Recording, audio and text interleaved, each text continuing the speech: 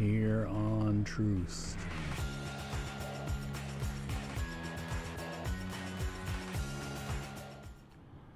Truth Avenue has been undergoing gentrification in the last few years. We used to have a house, my dad did, right over there, 42nd and Truth. My sister lived in it for a few years. Naturally, when crime happens here, people get upset, and so there's been a lot of criminal activity, break-ins, and even some violent crime. There's been a crime wave of late, and it seems to be affecting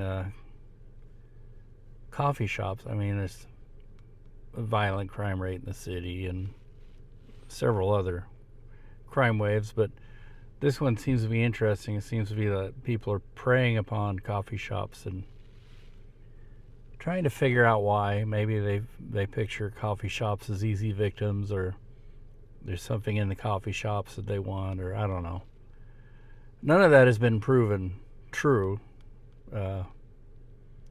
Coffee shops are just as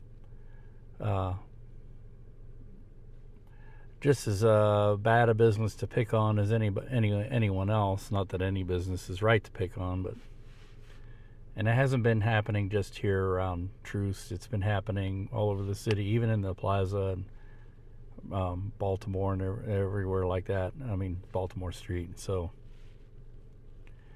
yeah, it's crazy, and it's a issue that's near and dear to my heart. I remember, I think it was over a year ago, Cafe had the same problem. They had somebody smash their front window and steal the register. And they've since taken precautions after they got their new register and new door. And it's like, the damage to the property is probably worse than the theft itself in most cases. The damage to the property is usually more expensive to fix and repair. Is that redundant? Oh well. Today we're in downtown Liberty, Clay County.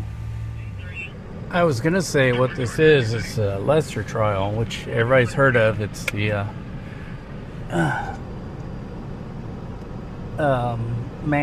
elderly man who shot a African American teenager. But he shot an African American teenager, knocked on the wrong door. He was looking for one of his siblings. He was supposed to pick him up and take him home. And apparently the elderly gentleman mistook him for something other than a harmless teenager and shot him twice, I believe. And once in the head, and miraculously he's still alive. The teenager it is, and the elderly man is on trial for attempted murder, I guess, or assault or something. Either way, he's in his 80s, and it'd be really sad for him, because if he got convicted and sent to jail, it'd probably be, he's in poor health now, I think, and they're saying he's not even fit to stand trial. And it's a sad situation all the way around. I feel for the teenager, and I feel for everyone involved. And part of me wants to blame something or someone externally, but that won't do any good. Just let the trial play out and don't be judgy. I mean, it's something that makes you angry, of course.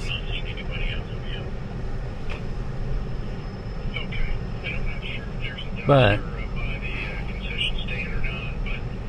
I don't want to get caught up in that, and being a member of the media, it goes against my job to really get caught up in that kind of binary thinking. Binary thinking is a sign of being a classicist, and Many people think the major movements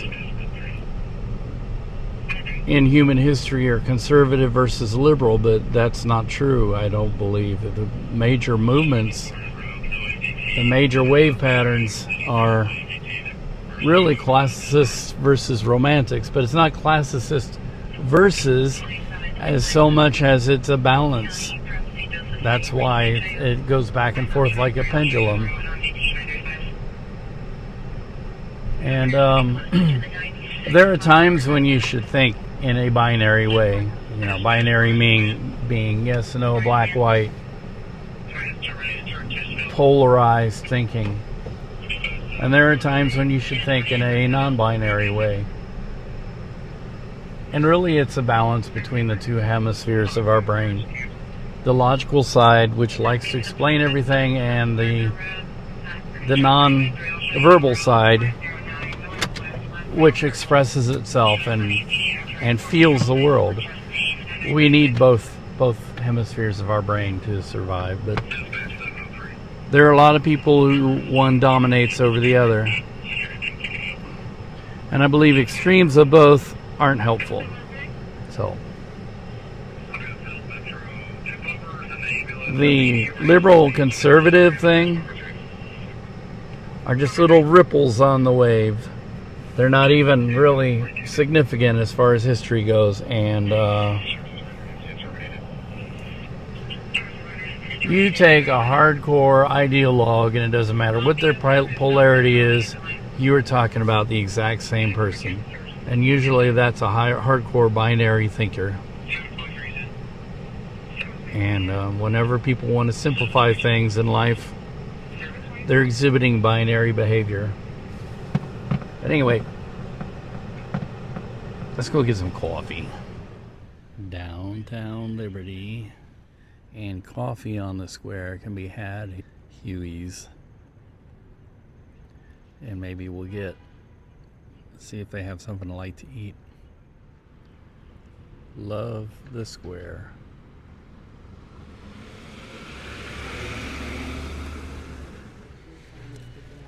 Coffee.